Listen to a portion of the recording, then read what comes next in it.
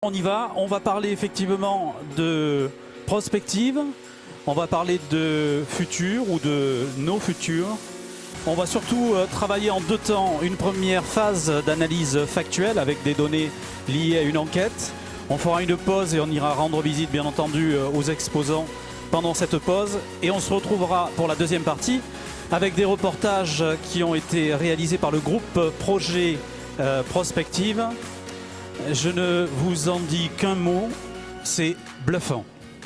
La parole est à Jean-Luc Boulin, animateur du groupe Projet Prospective. Jean-Luc, la parole est à toi. Bonjour, bonjour à tous et bonjour à toutes. Content de vous retrouver à Chambéry pour parler de l'actualité de la commission prospective. Actualité qui va durer toute l'après-midi et que nous avons intitulé, comme vous le voyez, « Nos futurs », puisqu'on a voulu mettre au pluriel nos réflexions sur ce que pourrait être demain l'Office de tourisme. Alors, un petit rappel des travaux de notre commission qu'on va présenter tout à l'heure. On est une quinzaine de collègues directeurs d'office de tourisme notamment. En 2014, OTF a demandé à la commission, par le biais de son conseil d'administration, de réfléchir à un livre blanc sur l'office de tourisme 2020, livre blanc à présenter au congrès de 2017. Nous y sommes, nous voilà. Alors, ce n'est pas exactement un livre blanc. C'est un site internet, vous le verrez tout à l'heure, et ce n'est pas exactement l'Office de tourisme 2020, mais plutôt l'Office de tourisme 2025. Mais malgré tout, on a travaillé depuis 2014 pour vous présenter nos travaux et nos visions de nos futurs, de qu'est-ce que pourraient être demain les offices de tourisme dans un monde en pleine évolution. On a travaillé sous forme de séminaires, où on s'est réunis 6 fois pendant ces 3 années, un peu partout dans l'Hexagone, avec toujours entre 10 et 15 participants. On a beaucoup réfléchi pour, dans un premier temps, travailler sur les impacts que ce nouveau monde avait sur la vie quotidienne des offices de tourisme. On a déjà présenté, notamment l'an dernier à Saint-Étienne, un peu le fruit de ces impacts. Je vais y revenir rapidement dessus parce que c'est quand même la base de nos réflexions.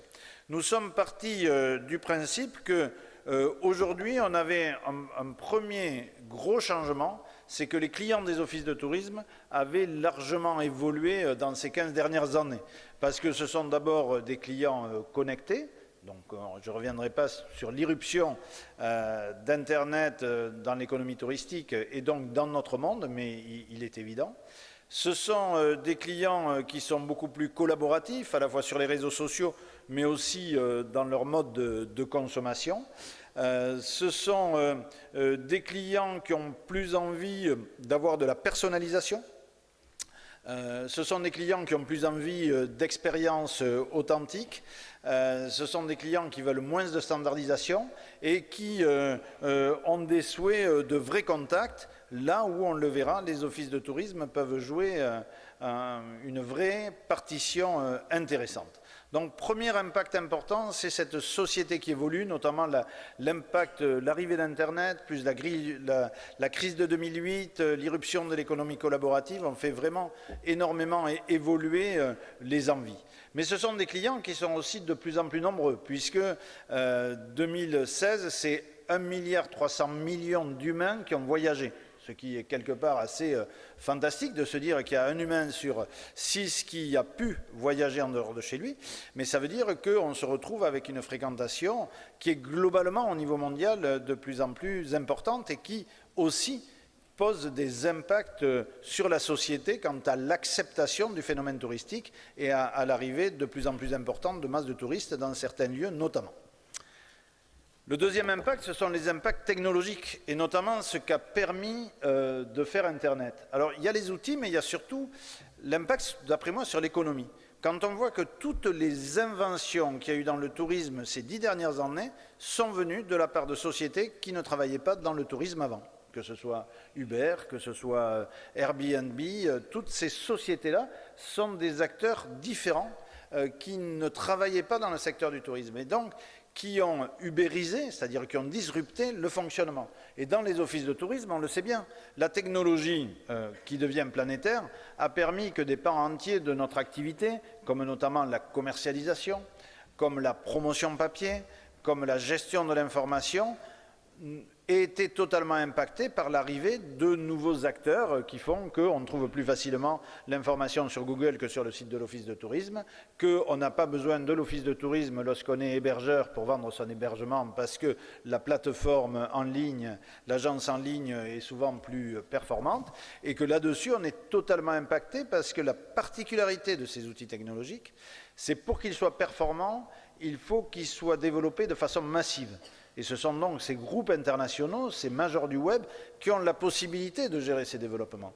Nous, individuellement, le temps qu'on fasse évoluer notre système d'information touristique à l'échelle d'une région composée de 10 départements et composée de 200 offices de tourisme, qu'on se mette tous d'accord, on a eu 3 générations qui se sont succédées d'évolution technologique chez les privés et les gérants du web. Donc là, c'est un vrai impact toujours à ce niveau-là, impact qui ne se dément pas dans son évolution. Puisque après le Web 1.0, le Web 2.0, les recommandations sur Internet, on arrive maintenant sur une période où l'intelligence artificielle et le machine learning va intervenir de plus en plus dans la consommation touristique. Peut-être des fois à notre avantage, puisque en face de l'intelligence artificielle, il y a l'intelligence humaine et le contact humain qui est aussi plébiscité par les visiteurs, mais il n'empêche que la technologie a vraiment impacté nos métiers. Et puis, des impacts organisationnels. Nos équipes ne sont plus les mêmes. Tout d'abord parce que les métiers ont changé. Quel office de tourisme ici n'a pas changé son organisation et ses métiers ces 10 dernières années? Personne. Tout le monde a dû évoluer. Tout le monde est passé au numérique. Tout le monde passe dans des fonctions d'organisation locale plus que des fonctions de promotion. Les plus jeunes qui arrivent font partie de 2 générations, la génération Z qui n'a pas la même façon de concevoir le travail et l'organisation, qui veulent beaucoup plus d'autonomie et de liberté. Et puis la taille des structures a largement changé. Nous sommes passés d'équipes de 1,5 équivalent temps plein à, actuellement, c'est en cours, puisque la réorganisation des offices de tourisme est en cours, mais je pense que quand on va faire la prochaine étude au niveau national, on va être plutôt avec des structures autour de entre 9 et 12 équivalents temps plein. Ce qui veut dire qu'on n'est pas sur la même taille, on n'est pas sur les mêmes types d'organisation. Donc les équipes ne sont plus les mêmes, parce que l'environnement a changé, à la fois en termes d'envie des jeunes qui travaillent de travailler différemment, mais également en termes d'organisation de nos structures, organisation très liée à l'intercommunalité et aux différentes réformes que nous avons connues. Ce qui fait que finalement, les offices de tourisme ne sont plus du tout les mêmes. Et c'est quelque chose qui peut effectivement, comme vous le voyez, générer beaucoup de peur, beaucoup de questions, beaucoup de chantiers, beaucoup d'angoisse, et qui fait que, je le vois beaucoup dans ma région, et je pense que c'est la même chose au niveau national depuis cette dernière année, les regroupements qui sont intervenus à partir du 1er janvier consécutif à la loi NOTRe ont été des regroupements souvent rapides, pas forcément voulus, mais qui ont énormément d'impact sur les structures, tant en termes que de spécialisation, organisation des fonctions, accompagnement au changement, gestion en multisite, communication interne, vision commune d'une nouvelle équipe sur un nouveau territoire, une nouvelle destination, le tout lié à des intercommunalités qui elles-mêmes ont évolué et où la relation entre l'intercommunalité d'un côté et l'office de tourisme de l'autre n'est plus forcément la même qu'avant, qui fait que globalement, on le sent bien dans le réseau,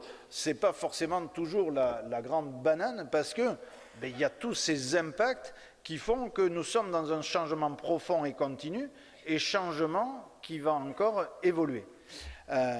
Et je vais en rajouter un peu, il y a d'autres choses qui vont arriver. Le premier phénomène, est-ce que c'était le marronnier de l'été?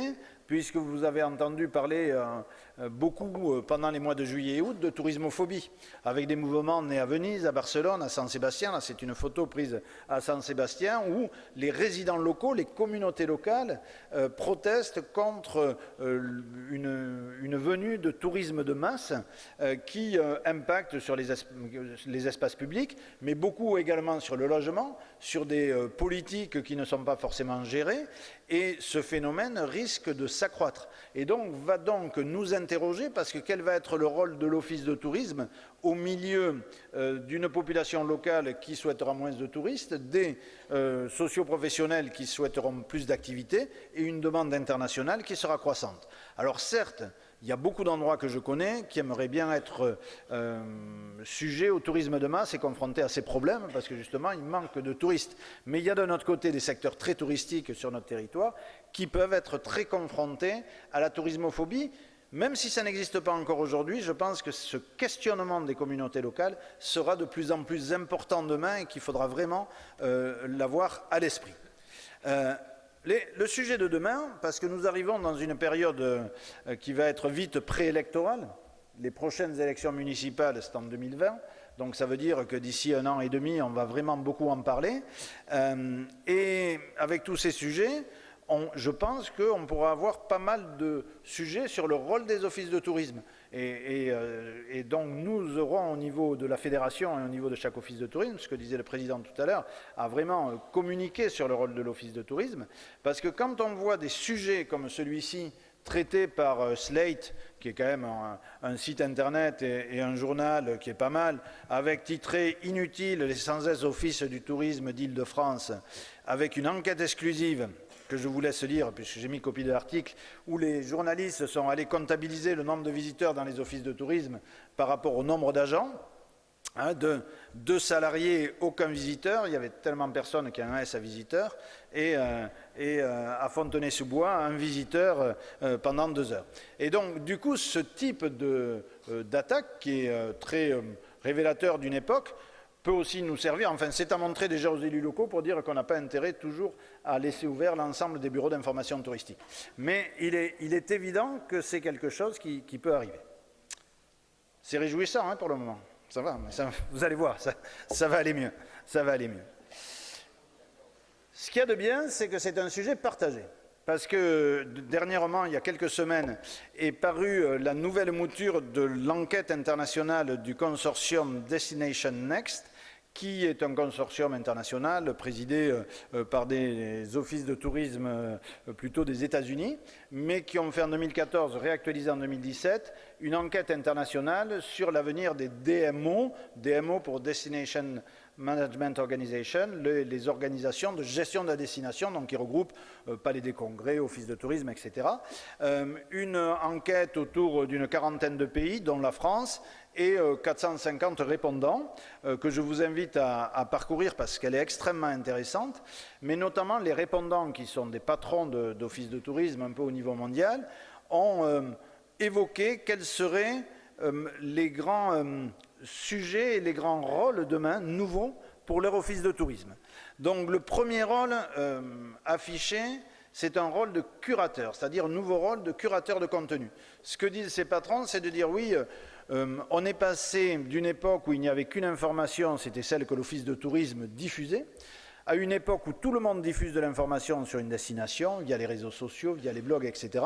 Demain, il sera peut-être demandé à l'office de tourisme de faire le tri parmi cette information pour dire laquelle est véridique. Il n'y a pas de fake news dans le tourisme puisque c'est l'office de tourisme qui dit que cette information est bonne. Donc le rôle officiel de l'office de tourisme par rapport à la jungle d'Internet peut être intéressant. Deuxième rôle autour de la donnée, est-ce que l'office de tourisme demain sera un data scientist à la fois pour récupérer les données clients et les exploiter à un niveau de destination et de territoire suffisant, mais le rôle autour de la donnée, qui est quelque chose d'essentiel, sera vraiment extrêmement important. Un rôle extrêmement intéressant par rapport aux réflexions de la commission prospective que vous allez entendre, c'est que ces patrons de DMO, ils disent l'office de tourisme, ça peut être le catalyseur du développement économique, c'est-à-dire les autres forces de développement économique, l'agence d'attractivité, la cellule de développement économique, peut s'agréger autour de l'office de tourisme parce que c'est peut-être autour du tourisme qu'on peut faire de façon transversale du développement économique parce que qui dit développement touristique dit territoire attractif, qui dit nouvelle entreprise et qui dit développement. Un rôle extrêmement intéressant qui a été noté, qui est en lien avec la tourismophobie, comment l'office de tourisme peut être activiste de la communauté, activiste en placemaking, ce qui est finalement l'occupation du domaine public par la communauté locale, c'est-à-dire comment l'office de tourisme va pouvoir mettre en contact les visiteurs et les habitants, de manière à ce que les habitants s'approprient toujours l'espace en même temps que les visiteurs, mais qu'ils trouvent tout à fait leur compte et qu'ils soient plutôt fiers, heureux, ces habitants, cette communauté, d'avoir une activité touristique. Et un autre rôle qui est celui de metteur en réseau avec les universités, avec l'ensemble des professions. Dans tous ces rôles-là de demain, vous voyez que l'office de tourisme mute largement. On est beaucoup moins sur de la promotion pour faire venir des touristes. On est beaucoup plus sur de la gestion et sur du développement beaucoup plus transversal. Je crois que c'est des thèmes qui sont largement abordés dans notre réseau depuis plusieurs années, mais qui sont vraiment mis en exergue par cette étude Next Destination. Alors du coup, quels vont être nos futurs? Ce qu'on se dit à la commission prospective, c'est qu'il n'y a pas un modèle d'office de tourisme. Il va y avoir des modèles d'office de tourisme par rapport à des valeurs et que ce sera à chaque organisation locale avec ses partenaires à pouvoir les construire. Et ce qu'on va essayer de vous démontrer tout au long de cet après-midi, avec plusieurs séquences. La première séquence, c'est qu'on a voulu à la commission, en plus de nos différents séminaires, faire une enquête par rapport aux utilisateurs ou non-utilisateurs des offices de tourisme. Et donc une enquête à ligne a été faite cet été, grâce à la présence de Manon, qui est ici, que vous allez voir, Manon Cosson, qui est maintenant salarié d'Office de tourisme de France jusqu'à la fin du congrès, juste pour un contrat court, mais qui était en master tourisme à l'Université de Bordeaux et qui a fait son stage au sein de la commission prospective, ce qui a été d'un très grand appui pour nous et qui a mené une enquête en ligne sur près de 900 répondants. Et vous allez le voir quand Mathieu et Manon vont vous le présenter les résultats, on a quand même de sacrées marges de progrès, je pourrais dire, si je prends l'idée du verre à demi plein, mais on a aussi beaucoup d'espoir à avoir dans ce que le grand public pense de l'office de tourisme. Donc ça a été la première chose qu'on a fait. La deuxième chose, ce sont que les membres de la commission prospective ont travaillé sur des histoires. Au lieu de vous dire, en 2025, l'office de tourisme sera unique, on a écrit 10 histoires différentes sur ce qu'on pourrait appeler 10 modèles d'offices de tourisme différents. Tout à l'heure, dans la deuxième partie de la commission prospective, nous vous les présenterons. Et puis nous avons, dans nos travaux, pour faire tout ça, nous avons intégré une nouvelle technique, la technique du design de service, axée sur l'expérience client.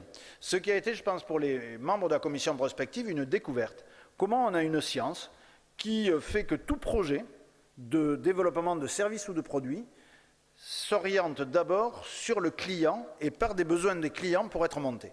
Et on a trouvé ça tellement exceptionnel qu'on a demandé à Akani, qui est une société de design de services et d'expérience client, qui a travaillé avec nous, Axel et Carole, on leur a demandé de venir présenter à cette assemblée ce qu'était le design de service et l'expérience client, parce que dans nos métiers de service, c'est vraiment quelque chose d'absolument important. Donc on aura ça en fin de première partie.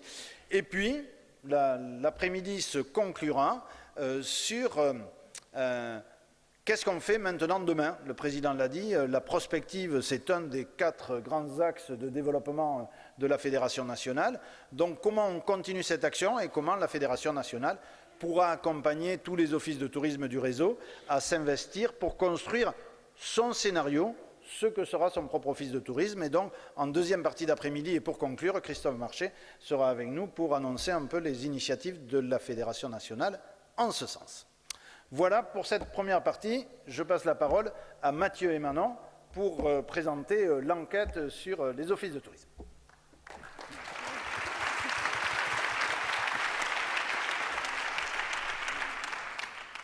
Merci Jean-Luc. Bonjour à tous. Donc avec Manon, nous allons pendant 10 minutes essayer de vous présenter les grands enseignements de l'enquête nationale qui a donc été lancée en mai de cette année, en ligne pendant 3 semaines. avec, comme l'a dit Jean-Luc tout à l'heure aussi, à peu près 900 répondants. Et une donnée qui est vraiment intéressante pour nous, c'est qu'on a eu quasiment plus de personnes, de répondants qui étaient en dehors de notre domaine d'activité que de personnes, puisqu'on a eu donc 52% de personnes qui ne travaillent pas dans notre domaine d'activité. Ce qui est assez intéressant, vous le verrez, on a justement essayé d'extraire des données des personnes non office de tourisme. Donc là-dessus, maintenant, on va commencer ce travail par parler d'abord connectivité des répondants. Tout à fait. Donc il a été intéressant de s'intéresser au taux de connectivité des répondants pour connaître l'impact du numérique et pouvoir concevoir nos offices de tourisme du futur de manière plus intéressante et plus poussée.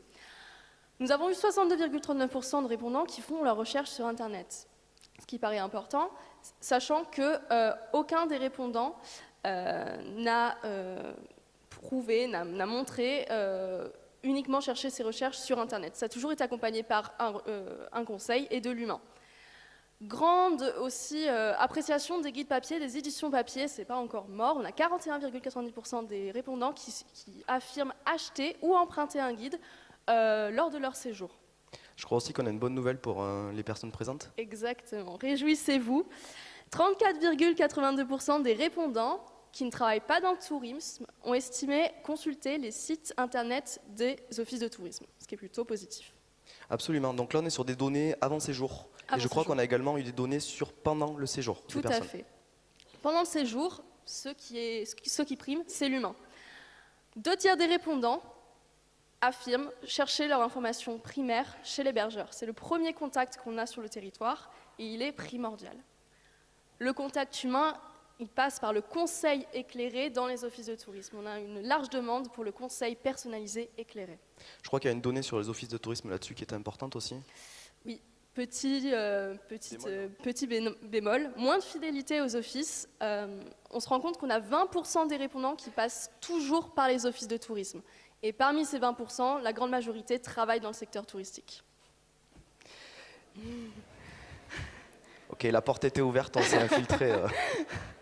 Il y aura quelques-unes comme ça. Non, sinon, quelque chose d'intéressant aussi dans les répondants, c'est qu'on avait une proportion non négligeable de jeunes. Qu'est-ce qu'il y en a par rapport à eux, à leurs usages?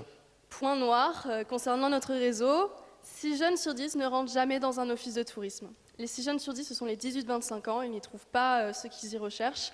Il y a encore beaucoup de choses à faire pour cette clientèle qui reste fuyante. Bon, moi je trouve 4 sur 10 c'est pas mal quand même déjà. Et alors ces 4 sur 10 justement, est-ce qu'on a un peu identifié ce qu'ils font quand ils viennent? Ce qu'ils font, c'est qu'ils cherchent du conseil éclairé, mais ils vont repartir avec des brochures. Les brochures, c'est le point qui est intéressant également dans l'enquête. Ils souhaitent continuer leur recherche en autonomie en repartant avec de la documentation. Donc ça reste important. Bon, donc pour les répondants, en fait, c'est plutôt pas mal. Les gens, ils viennent chercher du conseil, de la brochure, donc tout va bien. À nuancer quand même, Mathieu. Ah.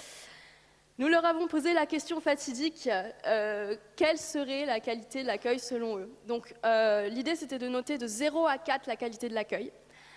Et on obtient 57,10% de 0 à 2, ce qui donne un accueil jugé plutôt moyen.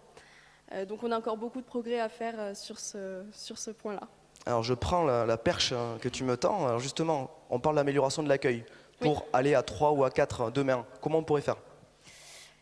Eh bien, 78% estiment que ce qui est primordial, c'est le conseil éclairé. Le conseil personnalisé. On a besoin d'écoute et on a besoin d'avoir des informations qui sont adaptées. Alors juste le conseil éclairé, ça fait tout ou il y a autre chose? Non. Il va falloir pouvoir discuter avec des habitants. 82,51% estiment nécessaire de discuter avec un habitant dans l'office de tourisme. Il y a aussi une notion qui est pas négligeable, c'est que du coup, ce lien avec les habitants, plus les habitants vont aller dans un office de tourisme, plus de crédit il y aura par rapport, au niveau des touristes par rapport à cet endroit. D'accord. Et oui, au numérique, mais pas sans l'humain. Le numérique, ce sont des bornes qui permettraient plus d'autonomie pour les visiteurs lorsqu'ils recherchent une information basique. Ça permettrait de désengorger aussi les flux dans l'office de tourisme. Mais l'idéal, ce serait d'avoir un conseiller en séjour qui puisse expliquer comment fonctionne la borne. Comme ça, on lie humain et numérique. Donc, si je résume, on a concrètement besoin assez logique de conseils, de numérique, de l'habitant, ce qui est quand même une donnée qui n'était pas évidente il y a quelques années. Et quel serait l'impact pour les territoires qui réussissent à mettre en place ce genre de pratiques? Eh bien, impact positif, tout bénef. On va dire que selon l'enquête, donc 85% des répondants estiment vouloir changer du tout au tout leur itinéraire journalier si l'accueil a été positif et le conseil bien avisé. On va même jusqu'à 57% des répondants qui iront jusqu'à revenir à l'office de tourisme durant leur séjour si l'accueil a été positif. Je crois qu'on avait fait un zoom aussi sur les non-usagers. Pourquoi en fait ne viennent-ils pas eux? On s'est interrogé sur pourquoi les non-usagers ne fréquentent pas l'office de tourisme. Rassurez-vous, ils n'en ont pas une image négative. C'est juste qu'ils ont plus l'habitude d'aller sur les outils numériques et ils y préfèrent du coup l'instantanéité et l'exhaustivité de l'information. Alors je crois qu'en plus de ces quelques premières données quantitatives, il y a aussi des données un peu plus quali. Et notamment, on avait posé la question aux répondants de quels étaient les mots-clés qui pouvaient définir justement l'office de tourisme. Donc on les a séparés en positif et un peu moins positif. Positif et négatif. Ouais.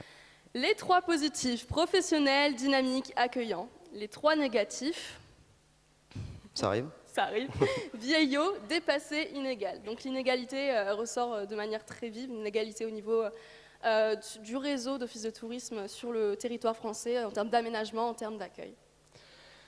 Bon, on va pas tourner autour du pot. Il y a une question aussi un peu fatidique que ça pose tout ça, et c'est une question qu'on voulait poser aussi directement à ces répondants, c'est est-ce que l'office de tourisme a encore une utilité pour vous? C'est ça la question. Exactement. L'office de tourisme a-t-il toujours une utilité? Alors, Manon? Rassurez-vous, c'est un grand oui. On a 85,73% de répondants qui estiment qu'aujourd'hui, l'office de tourisme est toujours utile. Bon. Ouais. Au moins pour 962. Donc ça, c'est les premiers, je dirais, c'est les premiers enseignements de la partie quantitative. Il y a une chose très intéressante qui a été faite en complément par Manon sur le terrain. C'était des focus group justement pour pouvoir se confronter avec... Il me manque un truc, c'est ça? Oui. Ah merde. Autant oui. pour moi. On rembobine 2 secondes en avant. Donc, on continue, c'est super important en plus que j'allais oublier, vous m'excuserez, vous n'avez rien entendu. On a continué justement dans le qualitatif en posant d'autres questions plutôt assez précises sur quel serait l'office de tourisme idéal pour vous si vous pouviez le construire. Exactement. Et donc je crois que là on a quelques éléments que tu voudrais rajouter. On leur a laissé un petit espace d'expression pour nous aider à construire avec nous, à nos côtés, l'office de tourisme idéal pour le futur. Alors tout d'abord, un lieu de vie plus que de passage, avec des assises et des espaces confortables qui leur permettraient de prendre un petit peu plus de temps, de s'asseoir et de prévoir leur itinéraire journalier plus sereinement. Un accès à un service personnalisé, donc là on parle de conseils éclairés toujours. Un lieu de vie dynamique et hybride entre habitants et touristes. L'autonomie grâce aux outils numériques, donc les fameuses bornes. Une équipe experte qui prend le temps d'informer, donc là c'est important, les répondants aimeraient avoir un peu plus de temps avec leurs conseillers. Un office central et des accueils démultipliés. Un office de tourisme adapté à tous. Donc là, on parle d'accessibilité aussi aux handicaps, mais également aux différentes typologies touristiques qui émergent, avec notamment les backpackers ou les couchsurfers, qui étaient assez nombreux sur l'enquête. Enfin, du moins, il y en avait une certaine représentativité, qui nous ont bien signifié qu'ils ne vont pas en office de tourisme car ils n'y trouvent pas ce qu'ils y cherchent. Les bons plans, les bons plans pas chers. Les routards. Hein, Oui, les routards. Un office sans comptoir, ou du moins un office avec un comptoir un peu effacé, pour pas casser la dynamique conviviale et chaleureuse d'échange. Enfin, il arrive. Les brochures mieux organisées pour permettre une meilleure lisibilité de l'espace lorsque le visiteur rentre, et notamment un rangement des brochures par thème, par exemple. Et je crois que c'est le moment de parler de quelque chose d'assez incroyable, c'est que, figurez-vous, qu'en plus de ça, de cette partie justement questionnaire et quantitative, il y a donc eu des focus group. Hein. Je crois que vous avez déjà entendu ce terme quelque part, donc Manon, qu'est-ce que ça a été ces focus group? Donc on a voulu pousser la démarche dans une démarche du coup qualitative en organisant des focus group qui sont des groupes de parole tout simplement. On en a organisé 3, un groupe de parole rural, un urbain et un professionnel. En tout, ce sont 21 personnes qui nous ont aidés à co-construire les offices de tourisme de manière un peu plus poussée. Et surtout, mais on peut dire que concrètement, l'avantage c'était vraiment un dialogue direct tout à fait. Avec des usagers ou non usagers pour peut-être avoir des phrases fortes ou des verbatims qu'on a pu sélectionner, dont on va vous présenter une petite sélection et qui nous éclaire sur la vision qu'ont les usagers et les non-usagers des offices de tourisme aujourd'hui. Par exemple, je crois qu'on commence par l'urbain.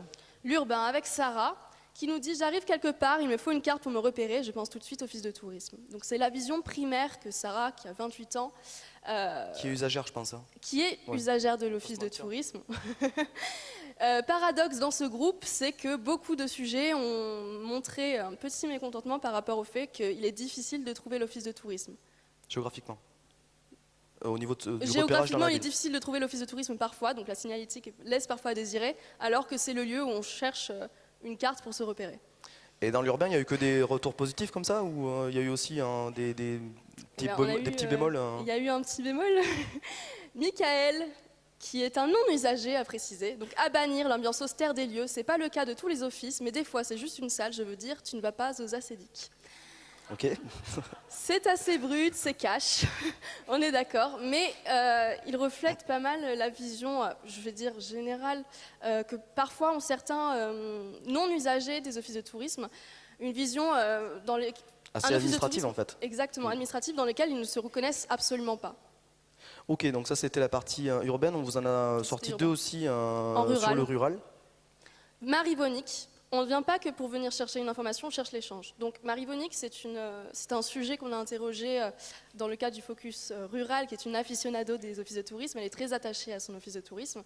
Et elle reflète parfaitement le côté humain que l'on recherche dans un office de tourisme aujourd'hui. Et je crois qu'il y a un autre échange justement, notre Sur l'accueil. focus qui en parle. Véronique, l'accueil bien sûr, alors l'accueil bienveillant, souriant, disponibilité, parce que je peux vous dire que quand on tombe sur un office de tourisme où vous avez l'impression d'embêter les gens, alors là... Trois petits points. Là, c'est Les toute la fameux question, 3 petits points. les 3 petits points.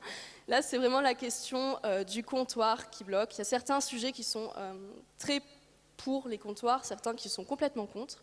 L'idée, ce serait quand même de nuancer cette présence des comptoirs et de continuer cet échange et surtout de rendre disponibles les conseillers en séjour, puisqu'on a tendance à avoir dans certains offices le back-office fait en front-office. Ça a été longuement discuté et débattu et elle a voulu nous montrer un petit peu sa vision de l'accueil vis-à-vis de ça. Merci Manon. Merci à tous Mathieu, pour cette...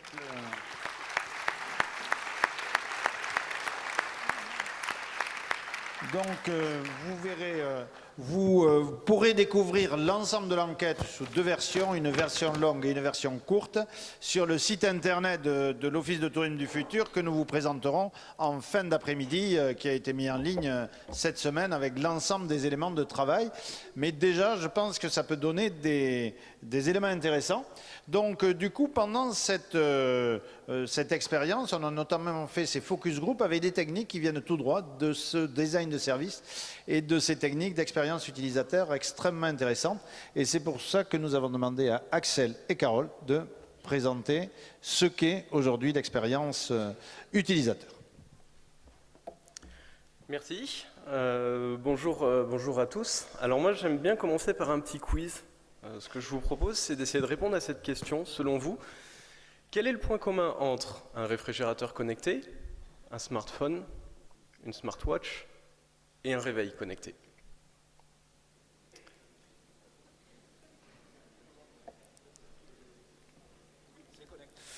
Alors, la réponse arrive. Visiblement, la télécommande n'est plus connectée.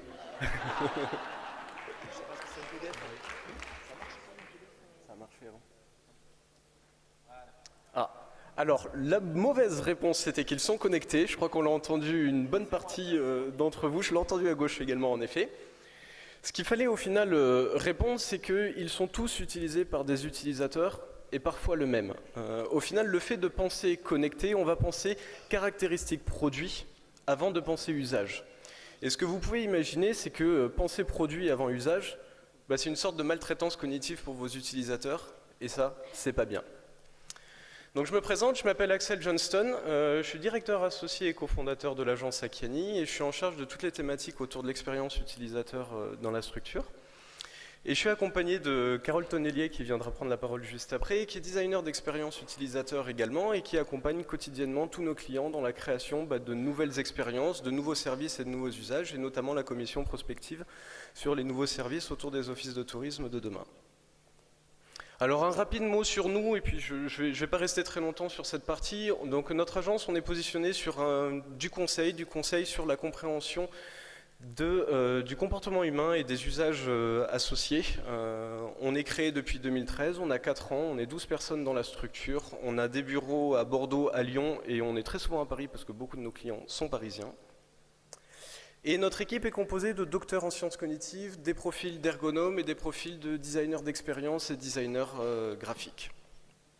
On crée des expériences utilisateurs, conception véritablement centrée utilisateur à partir des besoins utilisateurs pour vos utilisateurs. Et là, on travaille avec de grands noms, on travaille avec Air France, on travaille avec Voyage SNCF, on travaille avec PMU, Groupama ou encore la Compagnie des Alpes. Et on accompagne également l'industrie dans toutes les problématiques d'études, en fait, d'impact qu'on va avoir entre un être humain et un système, et d'arriver à les aider à mieux appréhender justement les comportements humains. Et là, on va travailler avec Dassault, avec Thales, avec l'armée de l'air. Alors quand on croise des gens, quand on explique notre métier, très souvent ce qu'on nous dit, c'est que l'expérience utilisateur, ça ne sert à rien. Ça ne sert à rien parce qu'il suffit tout simplement d'avoir un bon produit. Et après tout, je vais proposer les meilleures fonctionnalités de la planète et tout le monde va finir par utiliser mon produit. C'est ce qu'on appelle l'approche techno first. On va pousser sa technologie, son produit. Et au final, c'est une approche qui va vous amener dans des situations comme celle-ci, où je vous mets au défi de trouver facilement de quoi aller à l'étage numéro 13. Ou encore un autre exemple qui est celui-ci, où on a un magnifique message qui nous dit « Est-ce que vous êtes sûr d'annuler cette action ?» Appuyez sur OK pour annuler l'action ou annuler pour continuer. Et vous pouvez faire OK ou annuler. Ça c'est magique, hein. C'est toujours magique quand on tombe sur des choses comme ça. On en a plein, si vous voulez, on en a plein. Un autre exemple qui est celui-ci, c'est un vrai exemple, hein. Vous doutez bien que c'est quand même pas la situation la plus aisée pour remplir son numéro de téléphone. En plus, on a quand même le choix d'en avoir un second, il y en a un des deux qui est obligatoire. Donc autant vous dire que là, on est en pleine situation de maltraitance cognitive. Et là, l'expérience que vous allez laisser à l'utilisateur, c'est plutôt ce type d'expérience-là au final.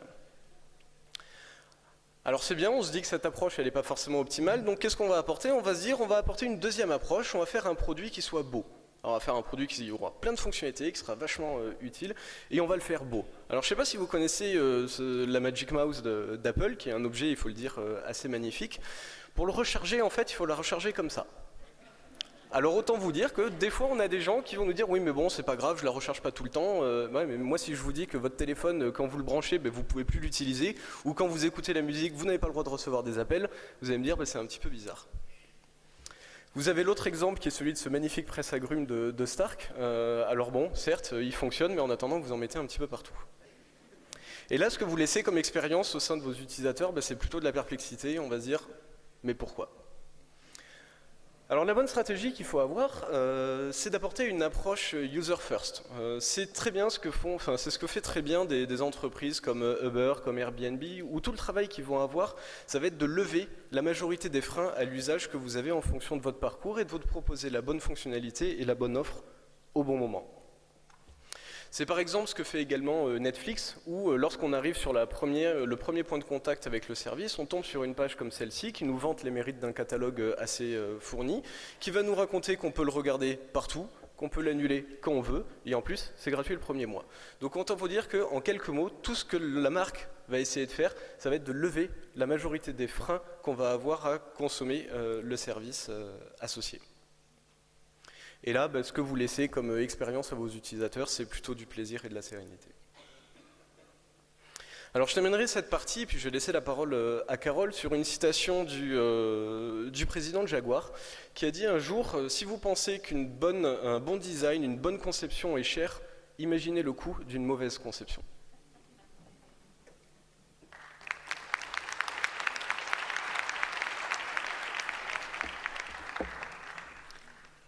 Bonjour. Donc nous allons voir ensemble les enjeux d'une approche UX. Comme on vient de le voir, au départ, on cherchait à satisfaire le besoin qui était avoir un objet utile. Et puis on s'est rendu compte que ce n'était pas suffisant, que le besoin évoluait et on a cherché à résoudre un autre besoin qui était rendre l'objet plus utilisable. Mais les technologies étant omniprésentes,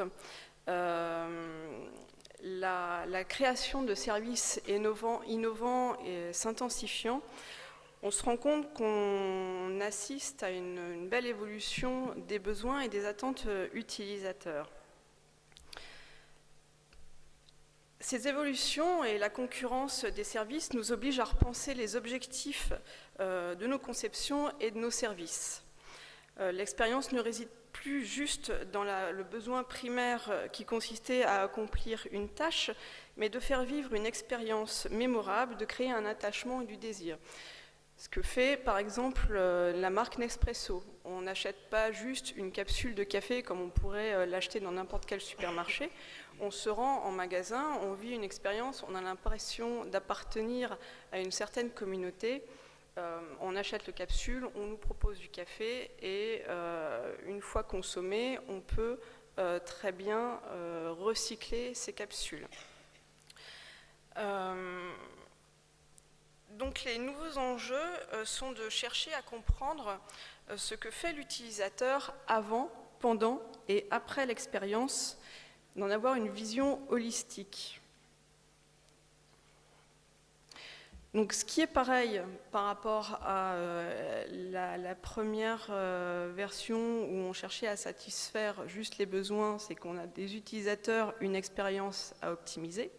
Et ce qui fait la différence aujourd'hui en allant plus loin dans la recherche de l'expérience utilisateur, c'est un investissement utilisateur plus important, une attente portée plus sur l'expérience, l'émotion, le vécu avec le service. Comme nous l'avons vu, on va observer ce que fait l'utilisateur, le parcours avant, pendant et après son interaction avec le service. Et le but étant d'observer son parcours et d'explorer les opportunités, les solutions qui pourront améliorer ce parcours et cette expérience. De créer une synergie avec toutes les parties prenantes pour porter l'expérience. Quand on réfléchit à un parcours, on ne se dit pas simplement je crée un service, par exemple digital, et tout le parcours va se faire sur ce service digital. Non, on est dans quelque chose de plus large, ce qu'on appelle le cross-canal aujourd'hui, où on va avoir différents points de contact qui vont être physiques, humains ou digitales. Et donc l'enjeu est d'amener à l'épanouissement à travers l'interaction avec un système, un produit ou un service moteur d'une expérience positive. Donc c'est ce qui est représenté là. Au départ, on était sur juste satisfaire un besoin de fonctionnel, de fiabilité, d'utilisabilité. Aujourd'hui, on est plus dans le travail de l'agréable, puisque les trois premiers points, on sait le faire. Donc quelques exemples qu'on peut retrouver dans des services courants. Par exemple, la SNCF a digitalisé son service billetterie. On peut avoir des e-billets sur smartphone. Le problème, c'est qu'on a beaucoup de choses qu'on peut gérer depuis le smartphone et à un moment donné, on n'a plus de batterie. On voyait pas mal de personnes chercher une prise désespérément en bas d'un mur et rester assises le temps de pouvoir recharger un petit peu son téléphone. Et donc en étudiant ces personnes, le parcours de ces personnes, on a eu l'idée de mettre en place ces WeBike qui permettaient d'améliorer l'expérience et de pouvoir recharger donc son smartphone ou son ordinateur et autres objets technologiques. Il y a également ces bornes de chargement de téléphone qu'on peut retrouver là par exemple dans un centre commercial ou dans les aéroports et autres lieux publics. Donc c'est à un moment donné penser à le parcours de cet utilisateur dans un écosystème et de se dire à quel moment je peux aider, porter son expérience pour l'améliorer et en même temps lui proposer mes services. Là, autre exemple, il ne suffit pas d'avoir le dernier casque à la mode, c'est bien pratique, c'est bien quand on est sur sa moto et puis on a le look, etc. Mais à un moment donné, on est bien obligé de retirer ce casque et ça devient assez encombrant. Il y a aujourd'hui des consignes à casque qui ont été mis en place.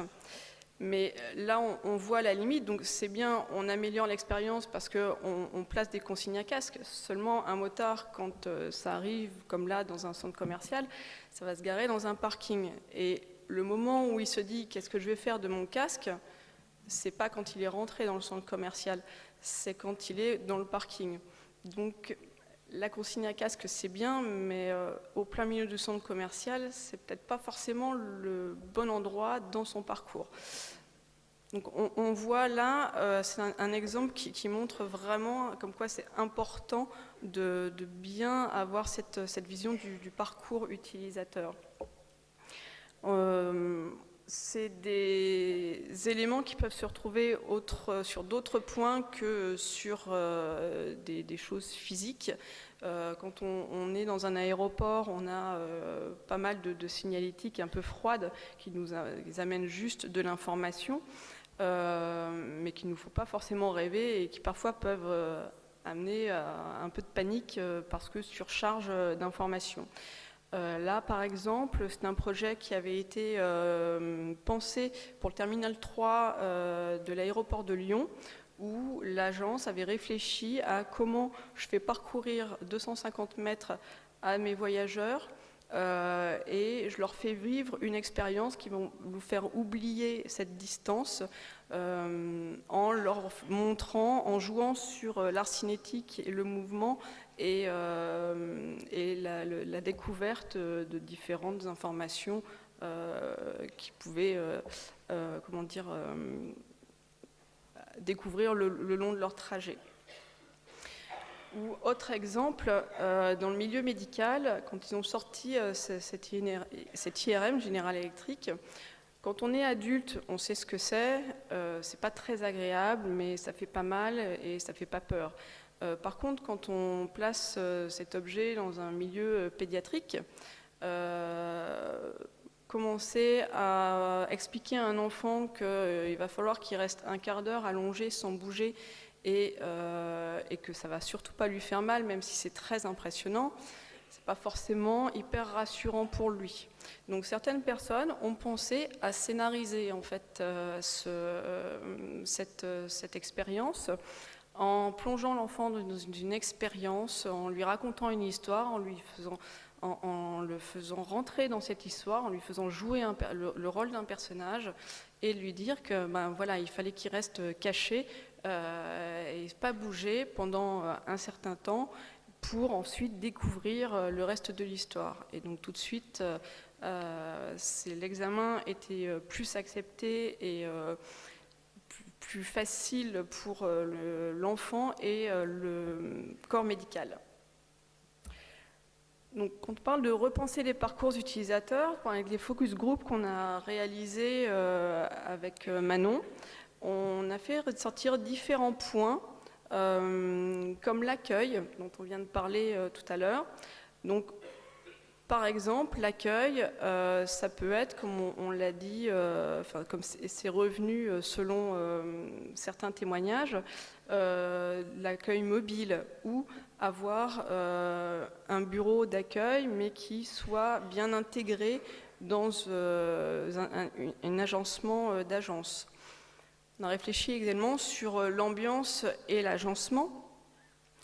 Donc là, on a des exemples de bureaux de Google en haut à gauche et en bas à droite, ou en bas à gauche, un lounge Air France, ou en haut à droite, une boutique Orange. Donc on voit voilà, ces différentes ambiances qui sont créées, qui peuvent délimiter des espaces et en même temps permettre aux gens de se poser, de prendre le temps de chercher de l'information ou autre chose. On a réfléchi aussi également sur les outils et les services. Donc comment être perpétuellement en interaction avec ses visiteurs, qu'ils soient en agence avec les nouveaux outils numériques ou pourquoi pas, ils puissent créer son parcours directement via une tablette tactile, rester connecté avec lui via un chatbot ou lui proposer de découvrir une autre expérience via différents autres objets connectés ou non. La localisation également était un des points sur lesquels nous avons travaillé lors de ces focus, où souvent revenu, finalement, il faut être là où est le visiteur. Donc, quand il arrive en gare ou en aéroport, sur des lieux phares de visite.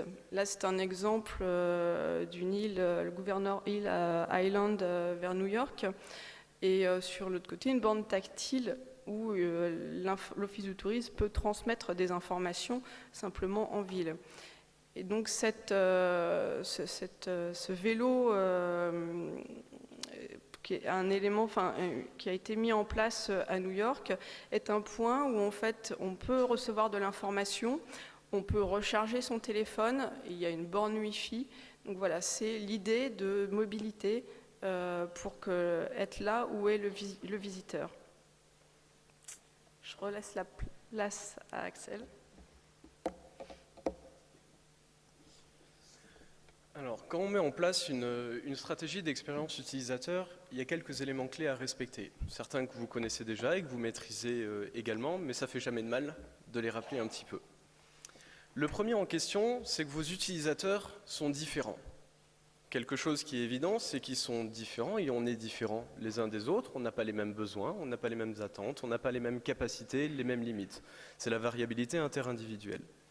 Autre point qui est extrêmement important, c'est qu'on n'est pas les mêmes en fonction des moments de la journée. On n'est pas les mêmes en fonction de notre vie, on n'est pas les mêmes si on a mal dormi la veille ou si on a appris une mauvaise nouvelle. Ça, c'est la variabilité intra-individuelle.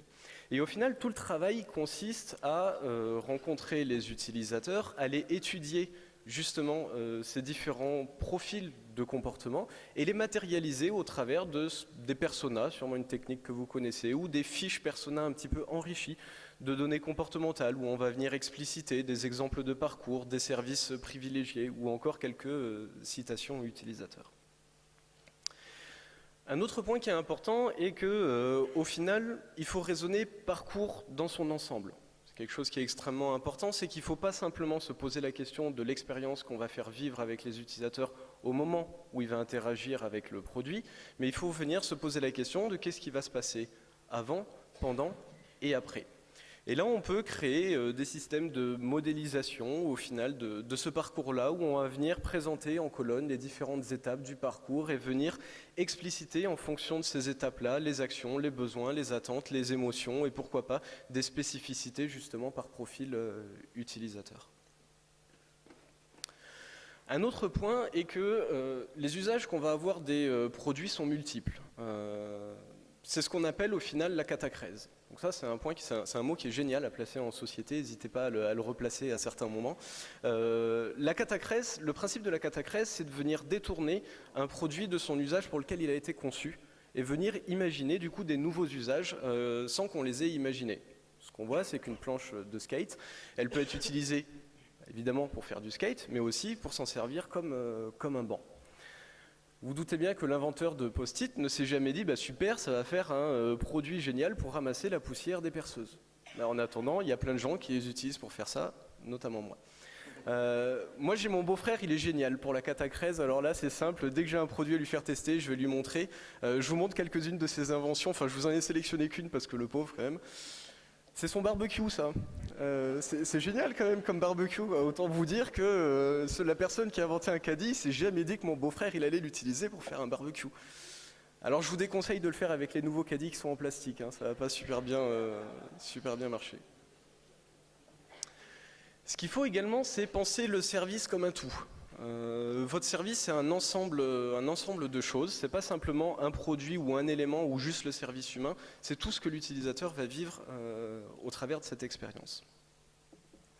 Par exemple, quand on a travaillé sur la digitalisation des stations de ski et du domaine Paradis Ski, on a travaillé sur l'application mobile Huge pour ceux qui connaissent, on est allé se confronter à la réalité du terrain et aller observer un petit peu tous les points de contact que les utilisateurs ont justement avec ce service qui est celui du domaine skiable. Et ces points de contact, ils vont passer évidemment par les différents affichages dynamiques et les différents écrans qu'on peut avoir un petit peu partout. Il va passer également par les différentes bornes. Ça va se traduire aussi au travers des différents lieux de vente. On va avoir également la signalétique physique, les guichets en extérieur, mais également le tout premier point de contact qu'on a, qui est la borne du parking, le premier jour où on vient, et Dieu sait qu'elle nous embête celle-ci. Un point qui est extrêmement important quand vous faites ça, c'est d'aller observer dans des conditions réelles. Allez voir les utilisateurs, sortez à leur rencontre et allez les observer dans des situations qui sont des situations réelles. Quand on a travaillé récemment avec l'Olympique Lyonnais et puis des groupes d'étudiants de Digital Campus Lyon, ils nous ont demandé de venir évaluer en guise de TP l'application mobile du retrait des commandes qu'on a pour les matchs de l'Olympique Lyonnais. Donc on aurait très bien pu refaire ça en salle de classe, pendant un TP, on amène l'application, chacun la télécharge, on la teste, on donne des retours et puis ça se passe comme ça. Sauf que vous doutez bien que les retours qu'on va faire n'ont rien à voir avec les retours qu'on va pouvoir faire émerger lorsqu'on est dans des conditions réelles. On va avoir de l'attente, on va avoir de l'accueil, on va avoir des situations qui sont extrêmement différentes, on va avoir potentiellement du réseau qui peut être un petit peu capricieux. Et donc la seule façon de véritablement évaluer l'usage que les utilisateurs vont avoir de ce produit, c'est d'aller sur le terrain, d'aller à la rencontre des utilisateurs et d'aller le tester avec eux. Un point qui est particulièrement important, et je pense que vous en êtes conscient aujourd'hui, c'est d'intégrer tous les acteurs, d'intégrer toutes les personnes de votre office, d'intégrer tous les partenaires qui vont travailler avec vous, pour venir justement arriver à comprendre et arriver à construire une nouvelle expérience. Si je reviens sur l'exemple de la digitalisation des stations de ski, on n'est pas juste allé rencontrer les skieurs sur les domaines skiables, on est également allé rencontrer l'ensemble des agents parce qu'ils sont une mine d'or d'informations autour des utilisateurs. Ils passent la journée à être en point de contact avec les utilisateurs et à nous raconter plein de choses à leur sujet. Ce qu'on leur a demandé, c'est, on a demandé aux utilisateurs typiquement, est-ce qu'ils utilisent, à quelle fréquence est-ce qu'ils pensent utiliser une application mobile et leur téléphone lorsqu'ils sont sur un domaine skiable. Quand on écoute les utilisateurs, ils nous disent jamais, moi je passe mon temps à skier, c'est génial, j'ai pas besoin d'application mobile, je suis jamais sur mon téléphone, j'ai peur de le faire tomber. Et quand on va discuter avec les agents, ils nous disent non mais vous rigolez, ils sont toute la journée sur leur application mobile, quand ils sont dans les remontées, quand ils sont en haut, quand ils descendent, quand ils s'arrêtent en plein milieu, ils sont tout le temps en train de sortir leur smartphone. Et donc venir confronter cette réalité de ce que les utilisateurs vont pouvoir vous dire et puis la réalité de ce qui se passe véritablement, soit au travers des agents, soit au travers de votre observation, ça va vous permettre véritablement de comprendre un petit peu ce qui se passe en termes d'usage. Un point qui est important, qui est celui de la simplicité. Viser une simplicité presque extrême, mais en tout cas essayer de pousser la simplicité à son maximum. Là, j'aime bien la campagne de publicité du Samsung Galaxy S8 où au final on a juste des images, on n'a pas de texte et à nous de venir imaginer un petit peu ce que le produit va venir nous apporter. Et cette image, elle est assez intéressante puisqu'elle va nous évoquer énormément de choses. Alors évidemment, ce qu'on va voir en premier, c'est qu'on a un magnifique téléphone sans bordure, voilà, c'est très beau. Ce qu'on voit, c'est qu'il est aussi sous l'eau, puisqu'on est en plein milieu de l'océan, donc on associe ça au fait qu'il résiste à l'eau. On voit une baleine qui va nous évoquer une sensation un petit peu de puissance. On voit un flash, un appareil photo professionnel, et donc là on se dit bah super, il a un bon appareil photo, et en plus je ne sais pas s'il a un double flash ou s'il a double optique, mais en tout cas il a l'air d'avoir quelque chose à ce sujet. Et en plus on a une personne qui tient cet appareil photo à une main, et donc qu'est-ce que ça évoque? Ça évoque avec les nouveaux ratios que maintenant on peut plus facilement tenir les grandes dimensions de téléphone à une main grâce à ces écrans-là. Et au final, autant vous dire que chacun va y voir ce qu'il a envie d'y voir dans cette image, et je pense que tous, on va en voir une traduction différente. Et on n'est pas obligé de passer des tonnes et des tonnes de phrases pour venir expliciter tout ça. On essaye juste de trouver une bonne composition, quelque chose d'assez simple, et chacun y trouvera un intérêt. Et on peut véhiculer énormément d'informations de ce type-là, si on prend aussi les exemples des campagnes de pub de Lego, où au final, avec quelques briques colorées, on comprend quasiment immédiatement ce qu'on veut dire. Donc ici la famille Simpson, ou encore ici Astérix et Obélix. Alors un autre point qui est important dans une stratégie, dans la mise en place d'une stratégie d'expérience utilisateur, c'est d'aller prototyper, d'aller tester et d'aller itérer Ça, c'est un point qui est extrêmement important. C'est passez pas non plus 1000 ans à réfléchir à exactement la solution qu'il vous faut. Allez faire des petites itérations avec vos utilisateurs en mode carton, en mode, par exemple, quand on est sur du digital, sketch papier ou encore wireframe, maquette graphique. Enfin voilà, il y a plein de solutions qui vous permettent de créer des situations de prototypes plus ou moins enrichis et qui vont être plus ou moins rapides à faire. Et autant vous dire, donc ça c'est un exemple qu'on a fait par exemple pour la métropole de Bordeaux, pour Bordeaux Métropole, où on a conçu une application mobile à destination des citoyens de la métropole pour venir enrichir un petit peu l'expérience qu'on a de la métropole et notamment la connaissance des différents quartiers. Et donc on est passé par cette succession d'étapes. Et le fait d'être sur des prototypes un petit peu faciles, ça va vous permettre de tester énormément d'options différentes et de vous permettre de partir dans des stratégies qui sont encore autorisées, alors que quand vous avez déployé votre nouveau produit, c'est un petit peu trop tard, on va être que sur du tout petit ajustement. Un autre point qui est important, qui est qu'il faut absolument aller voir de l'autre côté. Aller voir de l'autre côté, alors c'est la traduction d'Akiani en inuit, je ne sais pas si vous le saviez, mais Akiani c'est de l'inuit et ça veut dire voir de l'autre côté. On n'a qu'une seule personne un jour qui nous a dit « Ah mais c'est de l'inuit ?» Ouais, enfin bon... Donc d'aller voir de l'autre côté, de sortir de votre bulle au final, d'arrêter de rester un petit peu dans votre écosystème, dans ce que vous voyez un petit peu autour de vous, mais aller vous confronter, aller voir un petit peu plus loin, aller observer d'autres situations, aller observer d'autres écosystèmes et aller vous imprégner un petit peu de tout ce qui se passe ailleurs. Alors je terminerai sur quelques exemples de réalisation pour rendre un petit peu ces situations un petit peu plus concrètes. On a accompagné l'été dernier le festival Garo Rock sur l'évaluation de l'expérience utilisateur. Donc on a équipé les festivaliers de lunettes Day Tracker, qui est ce que la personne, la jeune fille porte sur les yeux, là, sur la tête, qui est donc une lunette qui va venir en fait capturer la position de votre regard et venir du coup nous permettre de comprendre un petit peu ce qui a été vu et ce qui n'a pas été vu. Et ça nous permet de travailler sur des thématiques de signalétique, de thématiques de perception de certaines informations, etc. On est en ce moment en train de travailler avec nos voisins bordelais des agitateurs de destination numérique sur la création d'une nouvelle expérience utilisateur numérique pour le compte du CRT de Normandie, où là on est allé rencontrer les utilisateurs sur le terrain. On a rencontré plus de 82 touristes. Alors on est sur de la démarche qualitative sur ce type d'expérimentation. On a créé ce ciblage, ce profilage utilisateur pour arriver à comprendre de quoi ils avaient besoin et ensuite on a travaillé du coup avec les salariés, avec les équipes des agitateurs à concevoir justement cette nouvelle expérience utilisateur numérique. Ça permet de créer des exemples de parcours utilisateurs où on va venir expliciter en fonction de chacune des phases d'expérience d'un touriste en Normandie, quelles actions ils ont besoin, qu'est-ce qu'ils vont avoir comme problématique, comme attente et qu'est-ce qu'on va pouvoir leur proposer comme service associé. Et plus récemment, on a travaillé avec l'Office de tourisme de Bordeaux, qu'on a accompagné sur l'évaluation là également de leur expérience utilisateur. Et ce qu'on a réalisé en faisant des observations terrain et des entretiens, c'est qu'au final, l'expérience est plutôt réussie à l'Office de tourisme de Bordeaux. Je ne sais pas si vous connaissez un petit peu cet office. Au final, ce que nous disent les utilisateurs, c'est qu'ils repartent toujours avec la bonne information et même très souvent plus que ce qu'ils étaient venus demander. Et en plus, ils ont un accueil humain qui est extrêmement agréable. Donc quand on essaie d'améliorer l'expérience, ils vivent déjà plutôt une très bonne expérience. Par contre, le gros point d'arrêt de cet office, c'est l'agencement. On est sur des flux qui sont extrêmement différents en fonction de la saison, un lieu qui est relativement petit, et la plus grosse problématique qu'ils ont, c'est d'arriver à gérer ces flux sur de la haute saison, et donc on a fait des ateliers de co-conception avec les équipes, comme vous le voyez, avec un plan de l'office et puis des petits mobiliers qu'on venait déplacer pour arriver à faire des optimisations. L'idée n'est pas de détruire l'office et de recommencer tout le temps, mais c'est de se dire, est-ce que tout simplement la borne elle est au bon endroit, est-ce qu'il vaut mieux pas la mettre là, est-ce que ça permettrait pas de rediriger un petit peu les flux, et avec quelques tout petits ajustements à moindre frais, d'arriver à créer des situations un petit peu plus agréable. Et je terminerai sur une dernière citation qui est de vous dire que, évidemment, arriver sur un chemin qui est celui de l'expérience utilisateur, au final, la route est droite, mais la pente est forte. Merci à tous.